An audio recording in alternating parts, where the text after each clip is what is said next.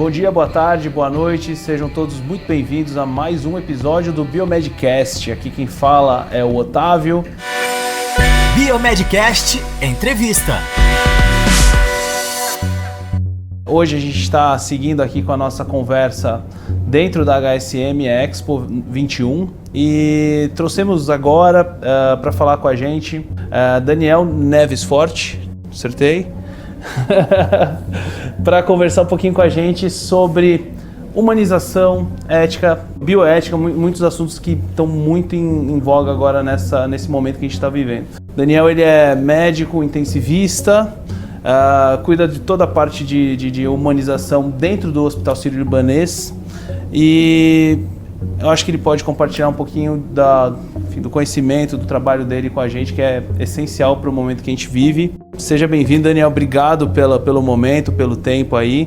Para começar, e já para a gente já partir, o que você enxerga que a gente teve nesse momento de pré e pandêmico? O que a gente enxergou de maior desafio? Qual foi o maior desafio que vocês enfrentaram dentro do Sírio-Libanês durante essa pandemia aí? O que você enxergou? Eu acho que o maior desafio foi, de uma certa forma, sobrecarga, junto com uma espécie de o nosso mundo presumido simplesmente desabou. Então acho que todo mundo estava acostumado com o mundo de um jeito e de repente aquele mundo que a gente estava acostumado não existia mais. E o mundo que chegou, ele estava nascendo, mas de repente ele nasceu de uma vez e sobrecarregou a todo mundo. É muito difícil, né? É um momento que, se você for pensar, principalmente para o profissional da saúde, né? Que teve que enfrentar uma baita de uma insegurança, né? A gente não sabe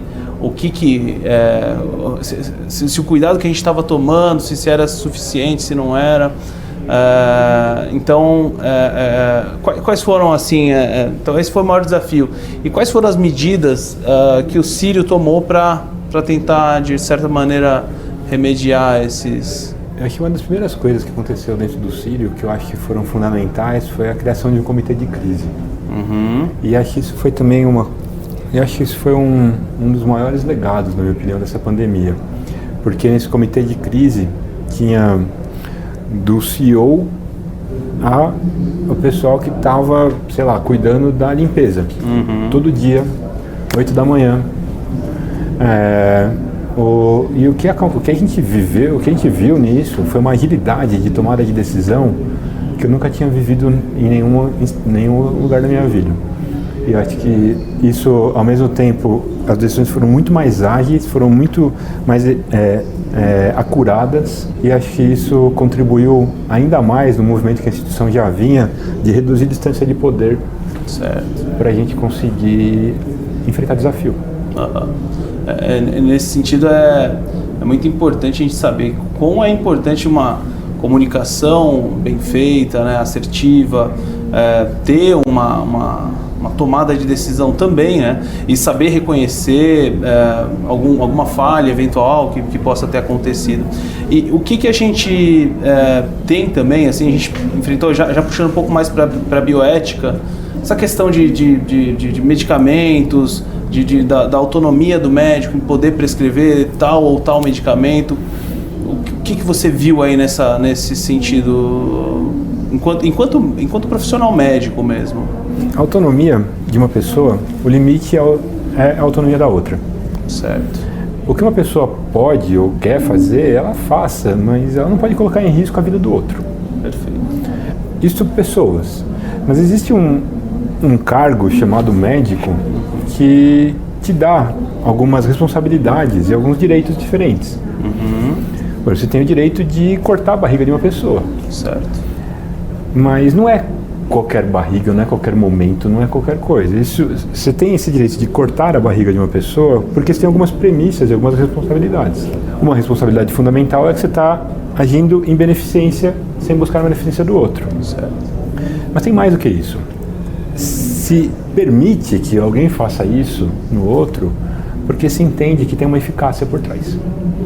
Ninguém corta a barriga do outro porque tem uma fé que cortando a barriga vai dar certo. Você tem que estar baseado em alguma coisa, você tem que estar baseado em evidência. Certo.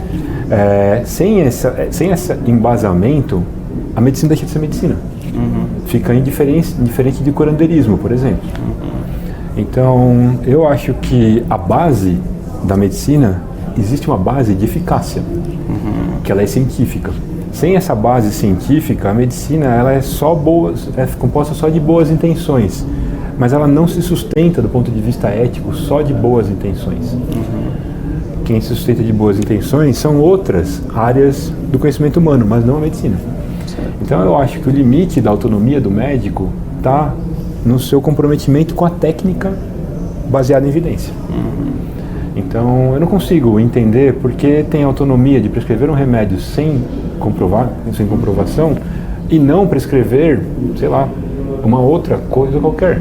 Pois é. Porque eu não posso prescrever, sei lá, dar 7 pulinhos para melhorar a cólica renal, porque isso não tem evidência nenhuma. Entendi. É muito complicado. A gente vive, né, uma das coisas que a gente tem, principalmente agora, a gente vive na era da informação, né? Às vezes se a gente voltar algum tempo atrás, o sonho, acho que de todo mundo, era a gente saber que a gente poderia ter informação na ponta da língua ou na palma da mão. Hoje a gente tem isso, né? E muitas vezes, se você voltar um tempo atrás, você acreditaria que isso seria benéfico de certa forma, né?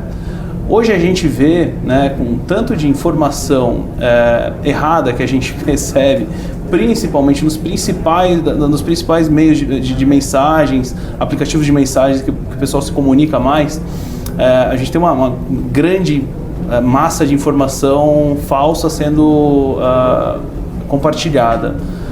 Isso, do seu ponto de vista, assim, o que o sírio-libanês, não sei se esse poderia até ser imagino que você tenha feito parte de algum comitê, mas o que o Sírio, enquanto instituição, fez, ou o Sírio tomou algum tipo de medida, imagino que sim, para inibir ou reduzir esse tipo de situação em que a gente tem uma informação circulando, o médico do Sírio falou tal coisa.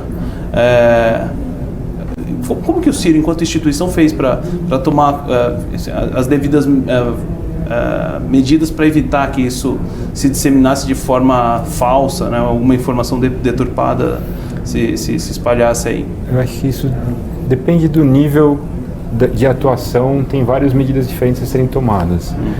Um médico atuando dentro do Sírio, ele tem algumas responsabilidades para serem.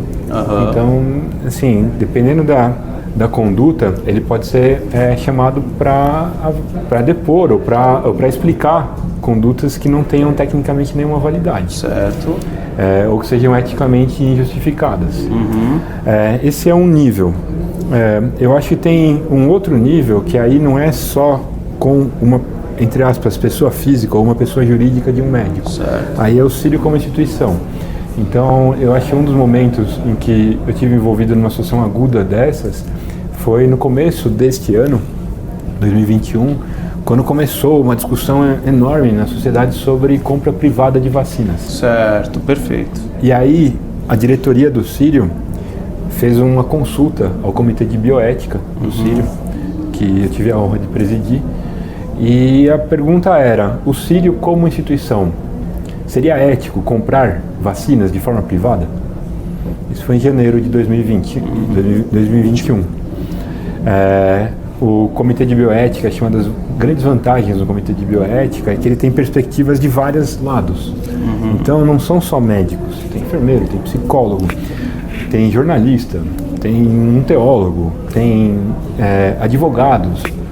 E aí o Comitê de Bioética se reúne, aplica um método de deliberação bioética sobre esse assunto e a gente elaborou um parecer sobre o quanto que seria ético uma instituição agir dessa maneira. Certo. E aí emitiu um parecer e acho que é um jeito. E aí esse parecer foi acatado pela direção do hospital. Ele acabou sendo publicado e teve uma repercussão grande pelo país. E eu acho que é um jeito de se combater. com racionalidade, com argumentação, com lógica e com valores. Perfeito. Legal, é uma forma interessante a gente enxergar. Eu tive acesso, claro, a esse comunicado quando ele foi publicado, e acho assim, realmente, fiquei impressionado. Isso até a gente toma sempre essas liberdades dentro do Biomedcast de expressar opinião, tá? Mas impressionado muito positivamente com um posicionamento. É um tema muito sensível, né? Essa questão de compra de vacinas.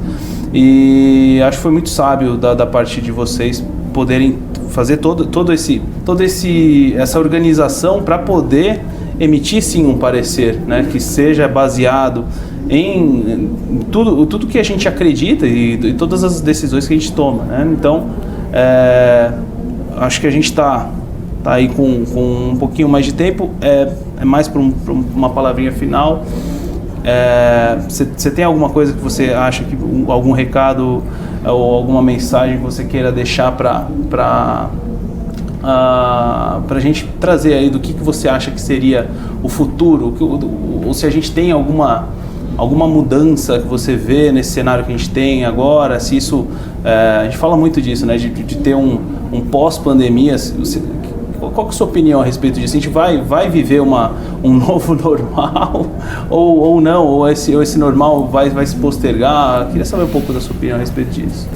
Eu acho que o novo normal é uma constante. Tem uma coisa que não muda, é a mudança.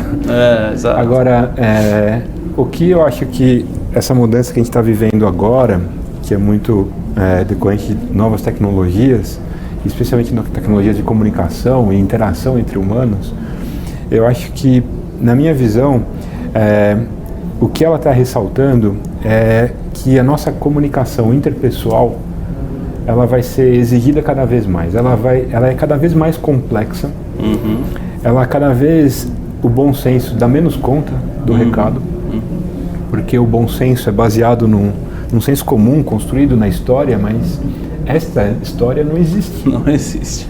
Então, eu acho que desenvolver habilidades de comunicação, seja para desenvolver comunicação com habilidade, como um procedimento, com pacientes e familiares, seja interpessoal, entre outros profissionais, seja com a gestão, eu acho que é isso, na minha opinião, embora seja a mídia que chama a atenção, a mídia, eu digo, a forma, se é o celular, é o computador, é o não sei o quê, mas eu acho que o que isso aí ressalta na entrelinha é o humano que está por trás da máquina. Exato. Como ele consegue se expressar e receber essa informação.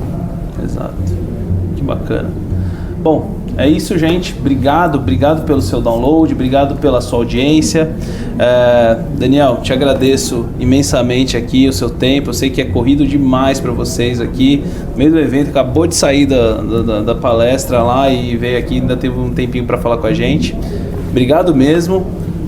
Fica aí se você quiser deixar de recado, enfim, pode ficar bem à vontade. É um prazer estar aqui, Otávio. Parabéns pelo trabalho de vocês. Obrigado, querido. Um abraço. Valeu. Tchau, tchau, gente.